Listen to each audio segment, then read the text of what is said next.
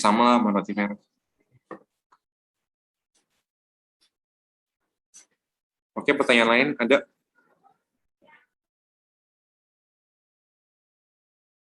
Bang, boleh izin berpendapat juga nggak Bang terkait pertanyaan dari Mahdiah tadi? Ya, boleh. Jadi kalau apa namanya, kalau infusoria itu bukan mengarah kepada satu spesies tertentu gitu Bang. Jadi yang dikatakan infusoria itu adalah si kumpulan dari organisme-organisme yang bentuknya kecil gitu. Contohnya kayak paramecium, kayak jenis-jenis protozoa gitu, kayak paramecium, amuba, dan lain-lain gitu Bang.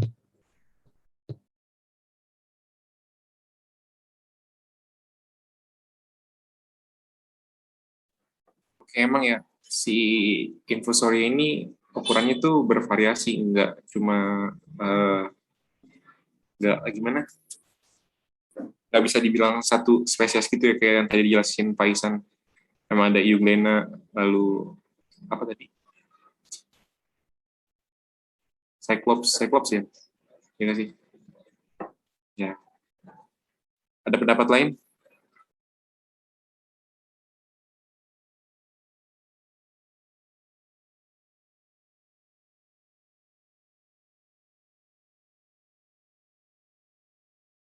Atau ada pertanyaan lain? Kita diskusi aja guys. Kalau saya salah dikoreksi ya.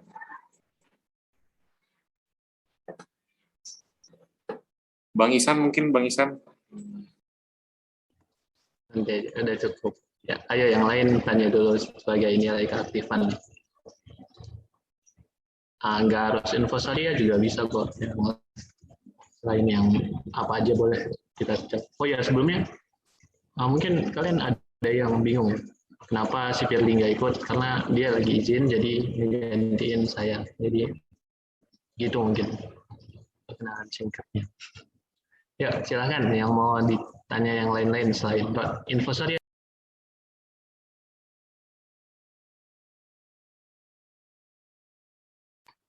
Ya, mungkin karena kalian udah ini minggu kelima dan ada breakout room dan kalian juga ngelakuin hal yang nantinya kegiatan pengkulturan lah misalnya.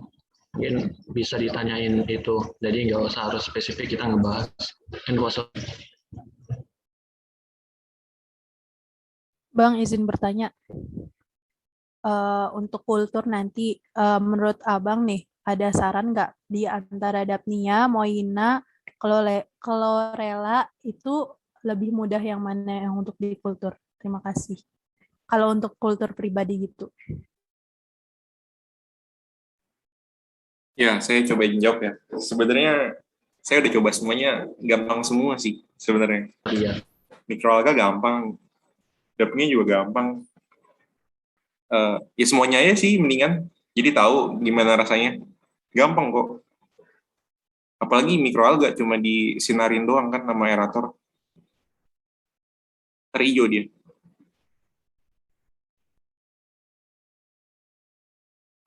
Ya paling kalau untuk mudah enggaknya itu gantung kalian pelatihan atau enggak ya. Ntar nanti nambah dosisnya atau gimana cara biar dia tuh nggak ngalami kegagalan gitu. Paling salah yang utama tuh di waktu doang ya. Ya, yang paling lama tuh di mikroalga, yang paling cepat tuh di apnea, itu sehari doang. Kalau mau lebih cepat lagi, ya ini aja infusoria diendapin pakai ada bahan alami gitu. Jadi itu cuma sejam 2 jam juga kelihatan kok.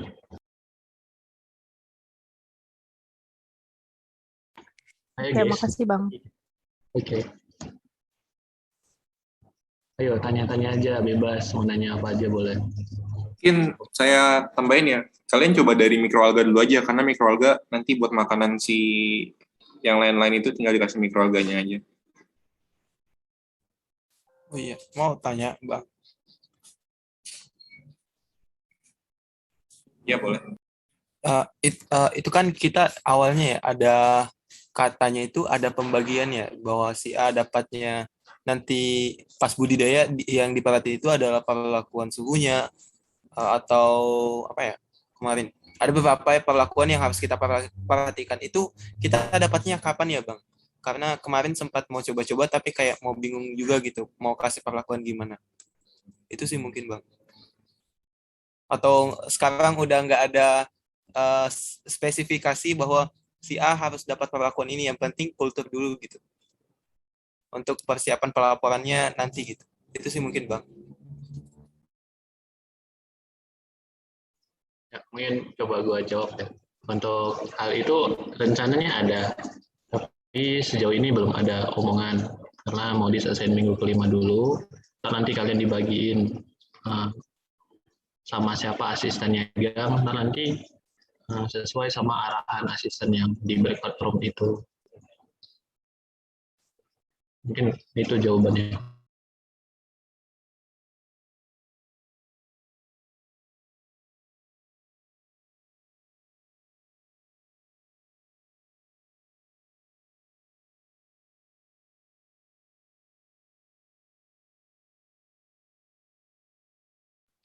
Bang, izin masuk. Duta dulu, Ding. Oke, siap. Bang, halo. Suaranya terdengar jelas. Jelas. Oke, jadi terkait pakan alami ya. Ini di luar materi nggak apa-apa ya, Bang? Ya, jadi kan di tempat saya itu banyak kayak perairan-perairan terbuka gitu. Maksudnya kayak misalkan sungai gitu. Nah, kalau misalkan di Keruk airnya kan banyak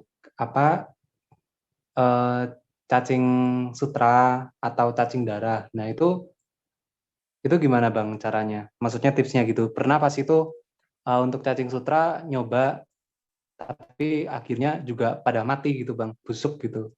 Itu gimana Bang tipsnya? Oke. Itu kamu kasih makan nggak cacingnya?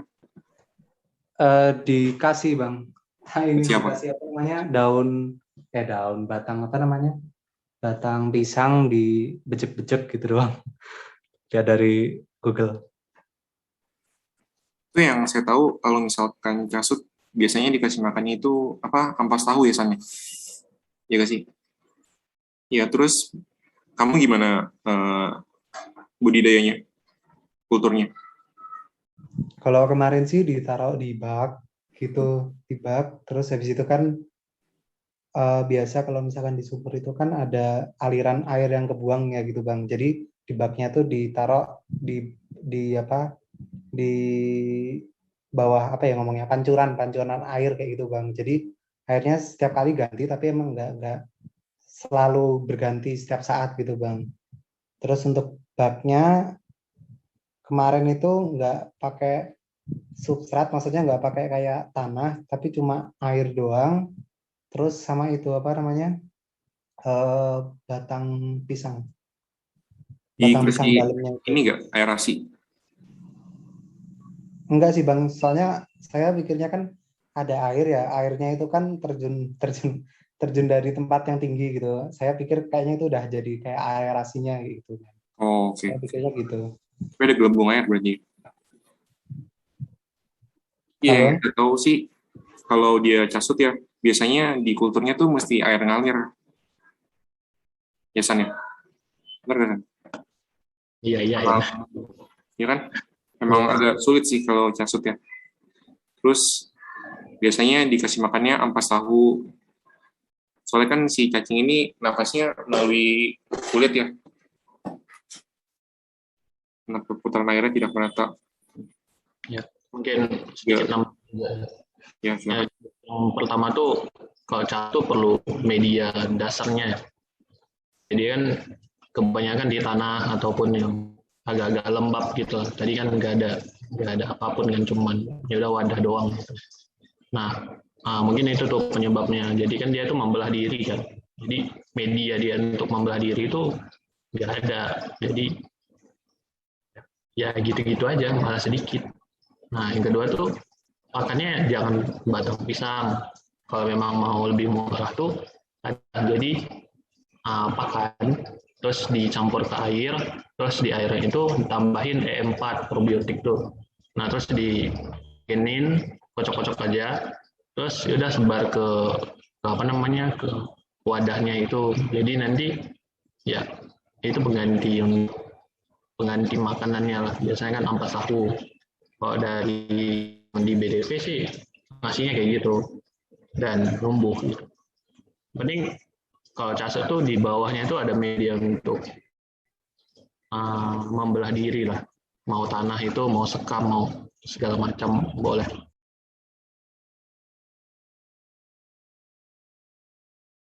Gimana Duta? Siap Bang, berarti harus ada ininya ya, apa dasarnya, substratnya. Sirkulasi air juga penting sih. Ya. Jadi dibuat rainflow gitu. Airflow apa gitu. Pokoknya airnya itu setiap saat bisa diganti terus menjadi mengalir gitu. Ada yang inlet, ada yang outlet. Siap Bang. Terus tadi untuk pakannya itu pakan ikan biasa gitu ya Bang? Iya, kalau mau sih penglino lah. Pokoknya dedak, pokoknya yang ukurannya kecil, jangan makan bulat gitu. Jadi kocok aja, tambah E4 yang probiotik itu, kasih ke. Siap Bang, terima kasih. Oke. Oh iya Bang, tadi yang untuk cacing darah gimana Bang? Caset Lupa tadi, yang cacing darah. darah, nggak tahu sih, aku nggak pernah cacing darah. Tapi kebanyakan cacing darah itu tuh diambil dari ini, dari selokan gitu loh. Jadi dia tuh sebenarnya belum terlalu bisa didayakan. Dia kebanyakan masih nganggapnya itu di dalam lah istilahnya. Nah, terus kenapa orang lebih memilih cacing sutra daripada cacing darah? Karena cacing sutra ini udah bisa dibudidayakan dan jarak kalau dia udah dibudidayakan kan dia ngambilnya dari starter lah istilahnya.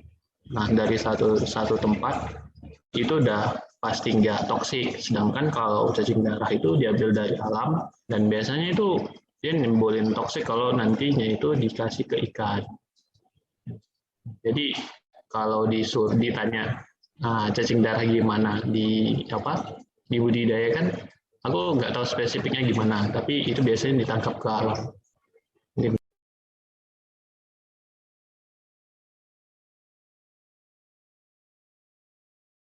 Oke Bang, siap.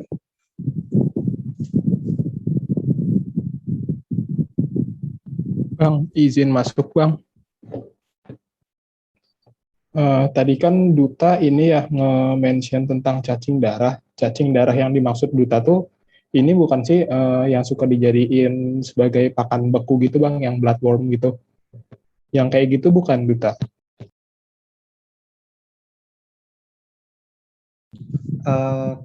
Kurang tahu sih, kalau di sini tuh morfologinya bentuknya yang dia geraknya aktif, tapi kayak apa, larva nyamuk pergerakannya kayak gitu. Tapi memang merah, terus ya kayak cacing itu, gitu. Nah, biasanya di sungai yang menggenang tuh banyak di sini, di rawa-rawa gitu.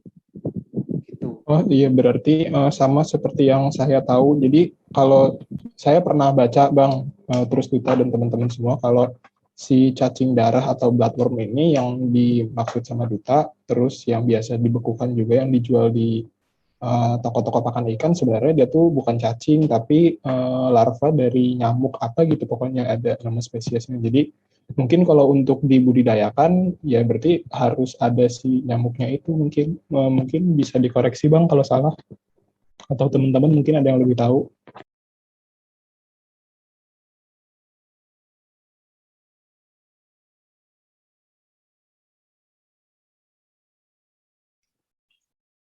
Iya sih. Kalau untuk cacing darah tuh nggak pernah lihat sih.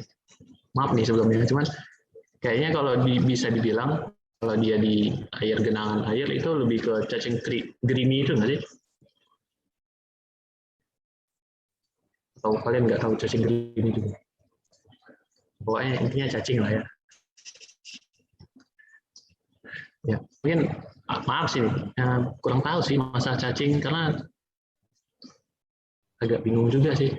Mau cacing tuh dia nggak terlalu dibagi ke budidayakan selain jenis yang cacing sutra. rata-rata masih ditangkap dari alam. Jadi, nah itu kalian kalau penelitian tentang cacing tuh boleh tuh, mana tahu nanti. Mungkin gitu sih jawabanku. Maaf.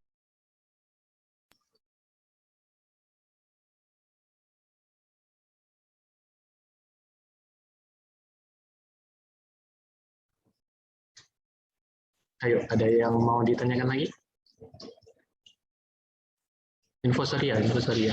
Bentar nanti kan post testnya kalian infostoria ya. Takutnya nggak bisa jawab nih.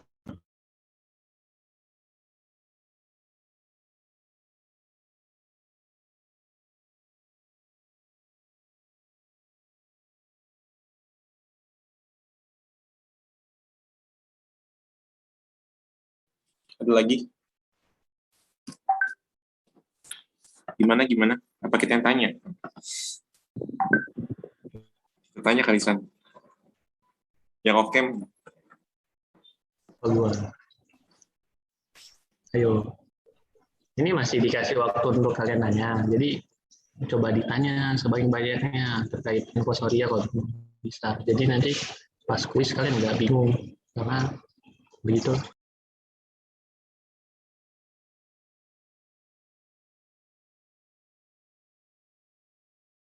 Bulan. Silakan Bulan. Iya, izin bertanya Bang. Penasaran gimana sih cara reproduksi dari infusoria itu sendiri? Dia reproduksi itu secara aseksual atau seksual? Bisa dijelasin nggak Bang? Kasih.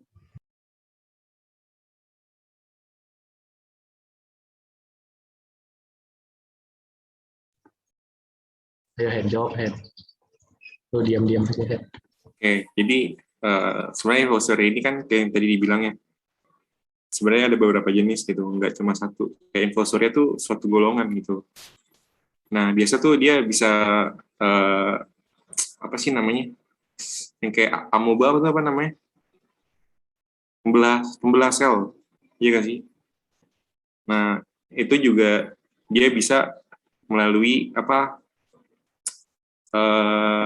Konjugasi kalau konjugasi itu biasanya mereka nempel sel induknya, lalu dia bisa apa namanya sel gamet jantan sama betina itu bisa melebur gitu, nanti menghasilkan apa individu baru kayak gitu. Gimana Ihsan? Ada tambahan? Ya benar. Kalau yang dibilang Henry itu ada dua tipe. Jadi dia ada yang membelah diri, ada yang ya kayak konjugasi, terus nanti kalau di bakteri itu kayak dia nggak sporanya gitu di lingkungan. Nah itu juga sama. Jadi nanti membentuk gamet-gamet baru lah. Nah kalau sifatnya sendiri ini infusoria itu semua pakan alami sih. Dia itu kalau memang semua pakan alami harus terkena matahari untuk dia itu apa ya setidaknya membelah, karena kan Artemia membelah diri, infusoria membelah diri, Daphnia membelah diri untuk memperbaiki dirinya lah. Nah, tentu harus dikasih penyinaran ataupun matahari. Tapi balik lagi kalau ditanya infusoria ini nggak harus terlalu terkena matahari kayak mikroalga yang setiap hari itu terpapar cahaya gitu kan. Karena sifat infusoria ini tuh aerobik, non fotosintetik. Ya, non fotosintetik. Jadi dia tuh biasanya kalau kalian main nih ke tempat yang agak-agak tenang atau bukan tenang ya, agak redup lah kisahnya. Nah, biasanya infusoria itu banyak tuh di ujung-ujung ataupun dekat-dekat. Kayak ke Curug kalian tuh biasanya ada sih infusoria di air-air yang agak tenang, tapi bukan yang agak yang derasnya. Infusoria biasanya banyak di situ.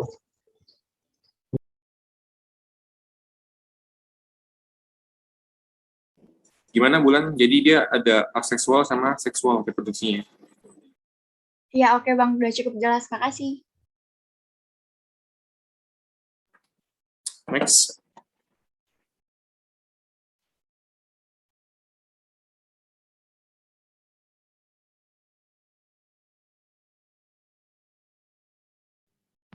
Bang, izin bertanya lagi.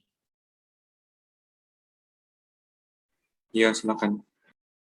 Tadi lanjutkan yang dari pertanyaan Akram. Jadi pertanyaan pertama, berarti minggu 6 kan rencananya minggu 6 kami mulai kultur. Jadi berarti ditunggu dulu dari keputusan asisten. Terus yang kedua ingin bertanya tentang tadi infusoria itu kan tidak perlu seperti mikroalga atau yang lain yang harus setiap hari menggunakan cahaya matahari. Nah, bagaimana kita lihat indikator kematiannya dia saat tidak mendapatkan cahaya itu? Dan apa saja indikator kematiannya? Terima kasih. Oke, pertanyaan yang sangat bagus ya kan Isan. Astaga, luar biasa kan. Yang pertama dulu ya, yang dari breakout room ya. Yang pertama itu nanti masuk ke breakout room, dari asistennya itu nyuruh kalian persiapan dulu. Dia cariin taruh informasi yang lain. Jadi kan ada 2 minggu tuh, 6 sama 7. Nah itu kan coba untuk cari persiapan dan lain-lain. Baru yang nanti minggu ke-8 ataupun setelah UTS kalian udah tenang dulu, baru kalian mulai pulang sendiri-sendiri. Baru kami nanti tanya weekly report-nya gimana. Itu yang pertama. Terus yang kedua, boleh diulang nggak pertanyaannya? Tadi putus-putus, sorry. Mahdia. Iya, Pak. Pertanyaan Yang nomor 2, boleh diulang. yang kedua itu kan tadi Abang bilang kalau infusoria itu nggak harus dapat cahaya matahari. Jadi gimana kita lihat indikator kalau berapa hari gitu infusorianya nggak dapat cahaya matahari langsung mati. Terus apa aja indikator kematiannya itu? Terima kasih. Oh, oke. Siap. Ya, yang pertama balik lagi dulu cara kulturnya dulu ya. Mau dia di indoor ataupun outdoor. Ya kita anggapnya yang memang sering mati itu outdoor ya. Karena kalau di indoor kan biasanya jaga terkontrol ya. Susah gitu matinya. Ya udah kita balik ke outdoor. Jadi di outdoor itu segala macam pakan alami dia itu nggak boleh kena air hujan terutama karena dia nanti itu nimbulin protozoa. Protozoa ini kan ini ya hewan-hewan yang memang memakan mikroalga yang istilahnya carnivore memakan herbivore gitu kan. Nah kalau hujan itu otomatis ada protozoa tuh yang nimbul. Misal hujan malam paginya itu udah ada protozoa dan kalau mati infusoria itu airnya bening semua tuh. Bening semua. Itu yang pertama gara-gara air hujan. Yang kedua, kalau pupuknya nggak mencukupi nutrisi ataupun pakannya nggak dikasih, jadi air yang bening yang pertama, terus yang di bawah itu ada dasarnya itu kayak endapan-endapan gitu loh. Jadi kelihatan kok. Ataupun kalian nanti ngambil nih sampelnya beberapa gitu kan. Kalau memang dia bening itu mati. Terus kalau kalian ke dasarnya, kalian ambil sampelnya, terus yang di bawah tuh nanti ada endapan-endapan. Kalau infusoria itu nggak kayak artemia yang lainnya. Kalau itu kan hitam. Kalau infusoria itu agak kekuning-kuningan. Mungkin itu jawabannya Mas Dia.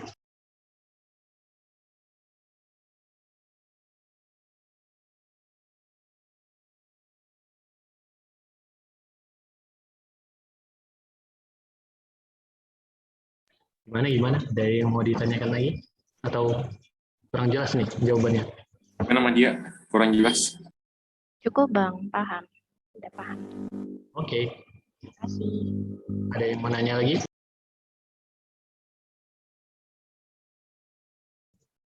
Izin bertanya Bang. Iya, silakan.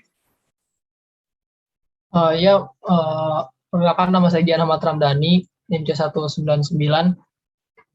Tadi saya sempat searching di YouTube juga Bang, penasaran juga kan kalau misalnya kultur dapnia itu bisa pakai air lele. Nah kalau misalnya infusoria itu bisa nggak sih pakai air lele? Nah keluar juga tuh video-videonya dan banyak juga video-video yang dia kultur infusoria itu pakai air lele. Nah yang ingin saya tanyakan sih air lele ini tuh fungsinya sebagai inokulan atau sebagai pakan dari infusoria itu Bang? Oke, coba saya izin jawab ya. Ini kalau ada yang tahu, sebelumnya ada yang tahu nggak jawabannya apa?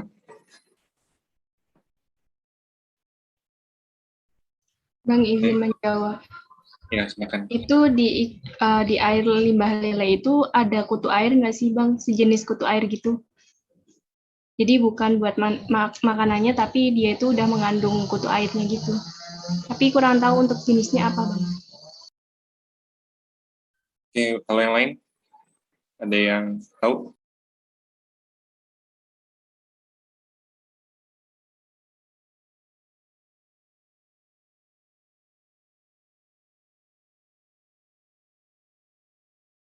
Bang, izin masuk, izin coba jawab. Ya, boleh. Tadi kalau nggak salah inokulan itu yang dibahas sama Pak Isan itu dia airnya bersih. Kemungkinan kalau mungkin yang air ikan lele itu mungkin dia sebagai pakan, ada makanan nutrisi di situ. Sebenarnya jelas kan? putus. Oh, jadi sekarang sudah jelas? Jelas. Iya, jadi tadi kalau tidak salah lihat di PPT-nya tadi Pak Isan itu kalau inokulannya dia air bersih. Jadi mungkin untuk air limbah lele itu mungkin dia masuknya ada pakan atau nutrisi di dalamnya. Makasih. Oke, jadi emang kalau kita lihat di air lele ini kayak akan sisa bahan organik dan juga anorganik gitu loh. Jadi biasanya dia bisa buat nutrisi, buat Dapnia atau Moina kayak gitu. Bener nggak, San? Kenapa harus memastikan sama gue coba? Oke. Ya, pernah nanya ini nggak? Pernah dengar kata kalau ikan lele yang baru dibeli dari luar itu harus dikasih ke air kolam ikan nila. Ada yang pernah dengar? Ada yang pernah dengar?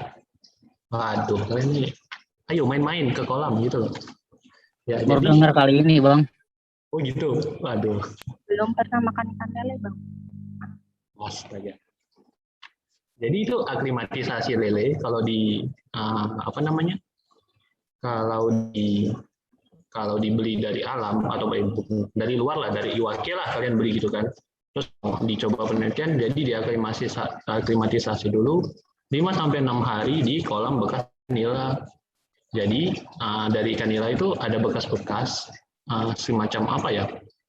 Mungkin kita bilang kalau untuk budidaya ikan nila itu kan harus ada fitoplankton lah. Nah kan nggak pernah kan ngelihat ikan nila yang dipelihara di wadah yang bening gitu kan. Pasti ada hijau-hijaunya, cuman nggak setebal hijaunya lele kan.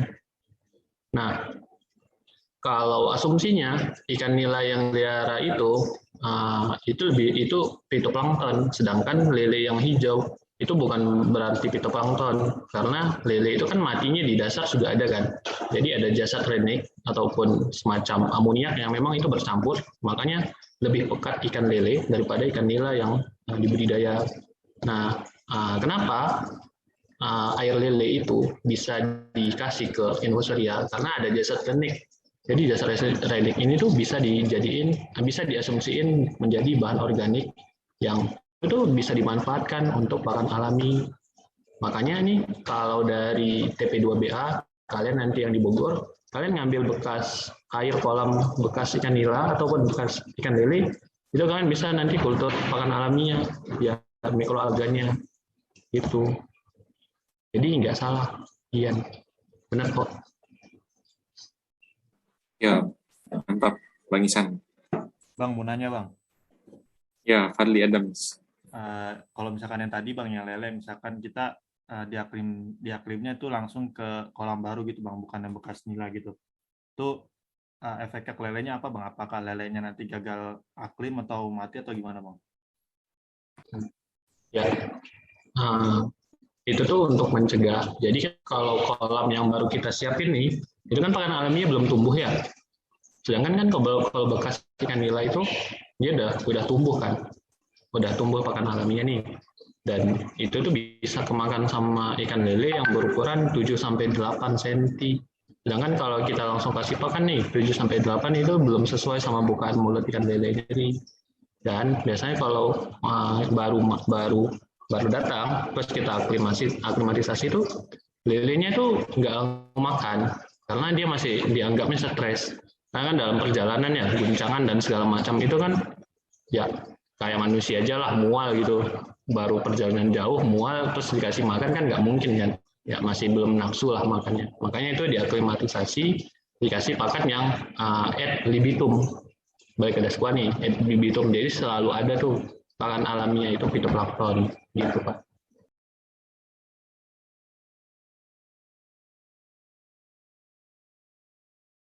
Oke, baik. Terima kasih, Bang.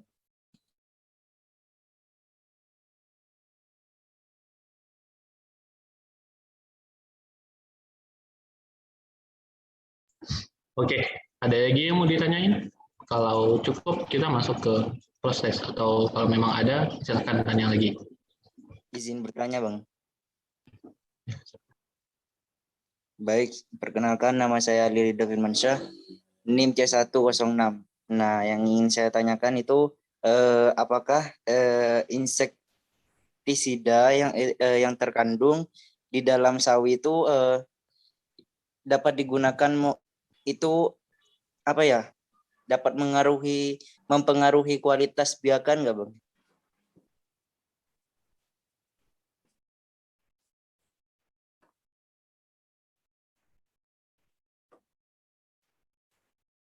Gimana tadi? Ya, tadi insektida yang terkandung di dalam sawi itu dapat mempengaruhi kualitas biakan nggak, Bang? Insektisida. Iya, Bang. Oke. Gimana? Berarti kan ada yang mau jawab dulu.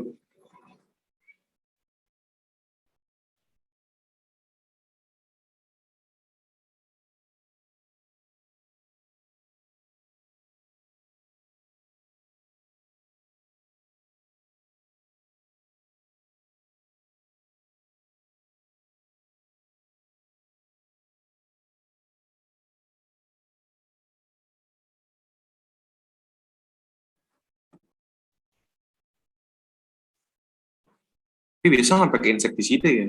Pestisida nggak sih biasanya? Insektisida buat serangga kan kayak baygon. Iya.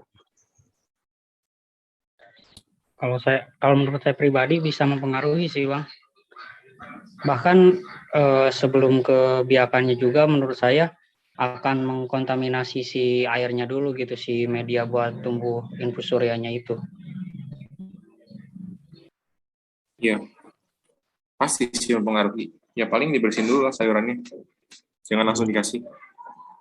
Iya, jadi nggak langsung sawi yang bekas baru pakai dibawa dari pasar tuh nggak langsung dikasih ya, cuci dulu, keringin dulu, begitu sih.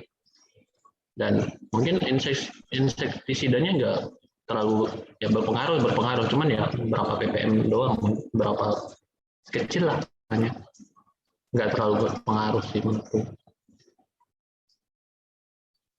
Sama yang kayak dibilang Pak Ihsan tadi kan, nggak terlalu, walaupun dikasih cyclop nih ke air, ya tidak cyclop ya apa tadi, yang ngambil 5 mili tadi, itu nggak terlalu berpengaruh untuk kotoran ataupun kualitas airnya. Gimana? Baik, Bang. Cukup jelas. Terima kasih, Bang. Oke, ada lagi mau nanya? Bang, kalau tadi kan yang dijelasin sama Pak Ihsan itu lebih ke daun mint ya gitu, yang ditekanin buat si infusorianya ini. Tapi kalau sejauh ini gitu Bang, yang lebih efektif gitu, yang lebih efektif buat si numbuhin infusoria ini tuh apa gitu Bang, dibandingkan sayur-sayur yang lain gitu Bang. Apakah kita bisa hanya menggunakan daun pisang atau daun singkong gitu Bang?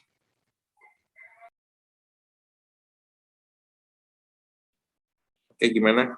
Alwi? Alwi Gamai Hani? Bang Alwi?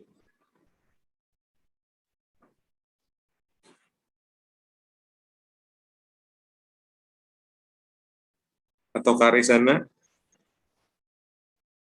Wah, Kak Rezana pernah kultur ini. Ayo, Kak. Silakan, Kak Eza.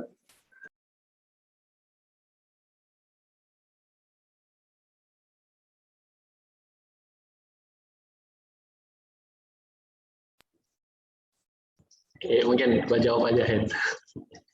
Sejauh ini sih yang paling mudah dan paling nggak ngeluarin banyak tenaga ya daun pisang. Ya, daun pisang ini terus diendapin ke air, karena nggak tahu sih, nggak dijadiin penelitian juga. Cuman paling cepat dapetin infusoria itu dari daun pisang. Jadi sejam 2 jam juga udah dapat gitu infusorianya. Kalau memang mau dilamain lagi bisa, dan itu lebih banyak lagi gitu.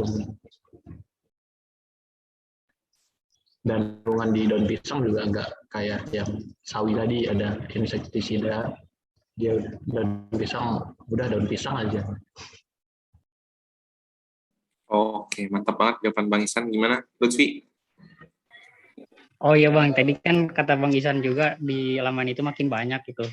Nah, saya waktu itu pernah nyoba nih Bang di laman gitu. Nggak terlalu lama, dalam jangka waktu 3 hari. Itu malah jentik nyamuk Bang. Nah, kalau misal nih Bang, ketika dilamain gitu, nah tapi nggak malah banyak gitu. Yang harus kita lakuin itu seperti apa? Apakah kita harus menambah si daunnya atau bagaimana Bang? Ya, emang itu kan kayak bahan organik ya, makanya jadi jentik nyamuk tuh.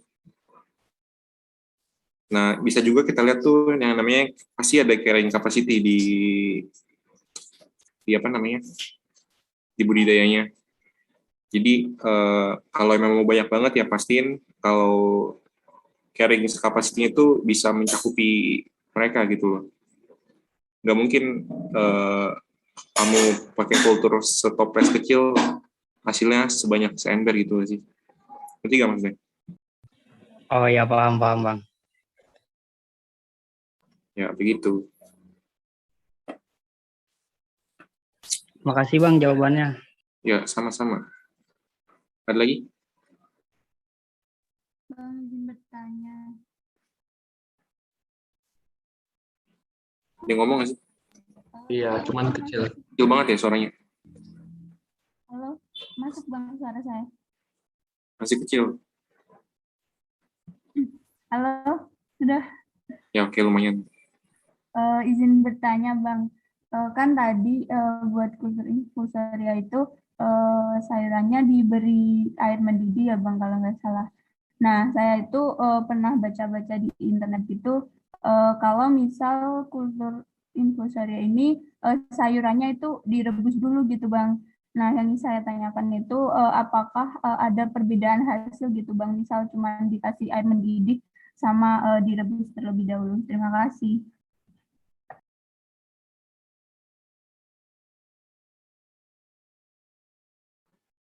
Oke. Sebelumnya ada yang pernah nyoba gak infusoria? Belum ya? San, gimana San? Karena nggak sengaja Bang. Oh nggak sengaja. Gimana tuh caranya? Di akuarium kan ditaruh di akuarium. Nah itu tahu-tahu banyak sendiri gitu Bang. Naruh apa tuh? Apanya? Enggak, jadi kan untuk kemarin kan nyoba-nyoba buat apa namanya nanam tanaman gitu. Terus habis itu pas hasilnya itu setelah sekitar sebulan setelahnya itu keluar itu Bang kayak ya itu reniknya itu kecil-kecil banyak. Dan warnanya nggak hijau pekat gitu Bang. Lebih kayak asap gitu kalau misalnya diperhatiin. Hijau pekat? Nggak pekat. Bukan bukan hijau pekat, nggak kayak alga gitu Bang. Kamu tahu infusoria itu dari mana? Kamu tahu infusoria dari mana? Dari apa? Temen gitu Bang. Kayak apa diskusi juga sih. Katanya bisa jadi itu soalnya pas diperhatiin tuh emang dilihat dari cara bergeraknya, terus habis itu kalau walaupun kecil kan tetap ada yang masih tetap kelihatan ya Bang. Nah itu wujudnya beda-beda gitu Bang. Karena kan tadi kan di definisinya sendiri infusoria itu kan nggak cuma dari satu spesies kan gitu. Gitu Bang. kalau dari saya. Gimana tuh, San?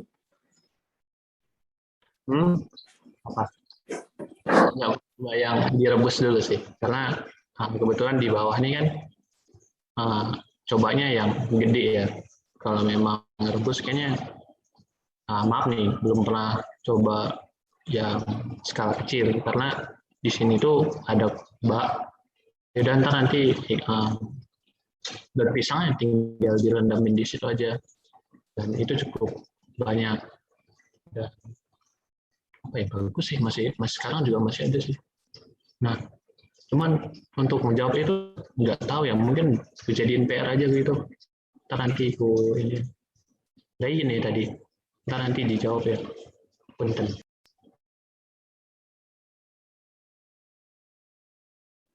Iya, jujur saya nggak pernah sih kultur infostoria.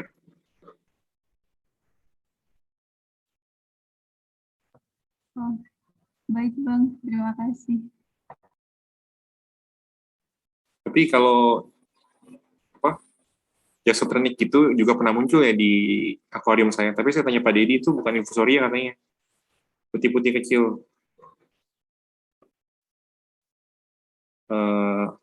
Melayang-melayang gitu loh di atas. Katanya tuh bisa jadi dibawa dari cacing beku. Saya kasih makan. Duta kasih makan apa ikannya? Enggak dikasih makan sih Bang, jadi dia makan di situ aja, soalnya kan emang sengaja untuk bagian substratnya itu yang paling bawah emang pupuk kandang yang udah difermentasi, terus atasnya tanah pasir lembut, terus habis itu atasnya lagi pasir malang gitu. Nah, kalau itu dikasih makan bisa jadi dari itunya tuh pupuk kandang ya? Iya mungkin Bang, bisa jadi. Pasti sih itu dari situ. Itu aquascape. Kenapa Bang? Itu bikin aquascape atau apa? Iya Bang. Bukan aquascape juga sih, lebih kayak untuk ininya loh Bang, apa? Tanaman gitu. Oh, oke. Oke. Gitu. Ya kayaknya udah cukup lah ya diskusinya. Mungkin kita bisa mulai podcast ini. Ya Kasan? Yoi. Oke, boleh on cam semuanya? Nanya dulu nih, ada yang mau nanya yang terakhir nggak? Nanya apa, San? Yang terakhir kali nih ada yang mau tanya dulu. Ya, ini terakhir kali, last chance. Jangan menyesal. Iya, betul. Saya ada Bang mau nanya. Oh ada. Iya Bang mau nanya. Kalau misalkan tuh infusoria tuh dikasih, kan kita tuh warnanya kan abu-abu gitu kan Bang, kayak air liat tuh kayak ya abu-abu gitulah, terus kayak bulu-bulu gitu. Nah, kalau misalkan tuh posisinya udah mati, terus kita nggak tahu ya itu masih hidup apa mati gitu. Nah, kalau udah mati tuh kasih ke hewannya nggak apa-apa berarti ya Bang? Nggak apa-apa, kasih aja. Sama berarti kalau pakan alami itu mati apa hidup tuh tetap dikasih aja nggak apa-apa ya Bang? Ya nggak apa-apa. Sama kayak Artemia yang nggak netes gitu, walaupun nggak kan artinya netesnya nggak semuanya 24 jam kan. Jadi ya, tapi maksudnya Artemia ini nggak semuanya dipanen ya, tetap dipanen di setengah. Kan nanti ada beberapa yang ikut tuh. Nah itu tetap dikasih nggak apa-apa. Jadi itu asumsinya ada kemungkinan dia tetap di wadahnya nanti itu dia bisa netes lagi, walaupun ya airnya nggak segede yang memang di bak pertama.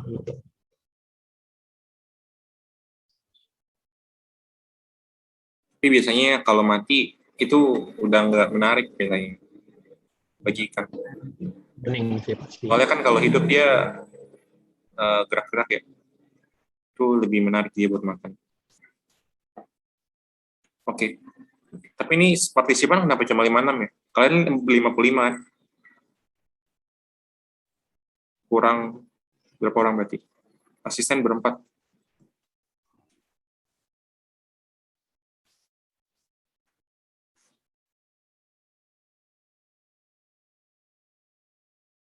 Ada yang nggak hadir nggak?